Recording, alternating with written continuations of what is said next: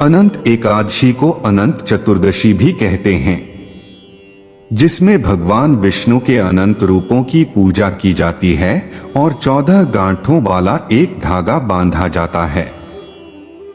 इसकी कथा के अनुसार ऋषि कौंडिन्य ने अपनी पत्नी सुशीला के हाथ में बंधा अनंत सूत्र अग्नि में जला दिया था, जिससे उनकी सारी संपत्ति नष्ट हो गई। पश्चाताप के बाद भगवान विष्णु ने उन्हें दर्शन दिए और इस व्रत को विधि विधान से करने का आदेश दिया। यह व्रत रखने से जीवन की बाधाएं दूर होती हैं और सुख समृद्धि मिलती है। अनंत एकादशी व्रत कथा। पहला, इसकी शुरुआत किस प्रकार से हुई थी? प्राचीन काल में सुशीला नाम की एक स्त्री थी, जिसकी शादी कौंडिन्य ऋषि से हुई थी। दूसरा, अनंत व्रत का प्रभाव। एक दिन नदी किनारे कुछ स्त्रियां अनंत चतुर्दशी का व्रत कर रही थीं। उन्होंने सुशीला को इस व्रत के बारे में बताया। सुशीला ने यह व्रत किया और 14 गांठों वाला अनंत धागा अपने हाथ में बांध लिया।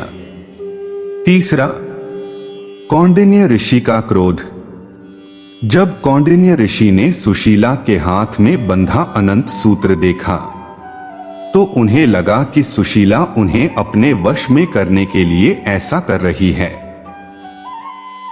उन्होंने क्रोध में उस डोरे को तोड़कर आग में जला दिया। चौथा, कष्ट और पश्चाताप। अनंत भगवान का तिरस्कार करने के कारण ऋषि कौंडिन्य के सभी कष्ट और उनकी सारी संपत्ति नष्ट हो गई। वे दरिद्र हो गए। पांचवा, भगवान विष्णु के दर्शन। अपने कष्टों से व्याकुल होकर कौंडिन्य ऋषि वन की ओर चले गए और उन्होंने अनंत भगवान को खोजा। निराश होकर वे वन में गिर पड़े। तभी भगवान अनंत प्रकट हुए और उन्होंने ऋषि को बताया कि उनके तिरस्कार के कारण ही उन्हें इतनी विपत्तियां झेलनी पड़ी। छठा, व्रत का विधान। भगवान ने ऋषि को बताया कि अपने आश्रम में वापस जाकर 14 वर्षों तक विधि विधान से अनंत भगवान का यह व्रत करें, जिससे उनके सारे कष्ट दूर हो जाएंगे और मोक्ष भी प्राप्त होगा। सातवां, पांडवों का उदाहरण। भगवान कृष्ण ने युधिष्ठिर को भी इस व्रत के बारे में बताया था। युधिष्ठिर ने यह व्रत किया, जिसके प्रभाव से पांडवों को महाभारत के युद्ध में जीत मिली। अनंत चतुर्दशी का महत्व।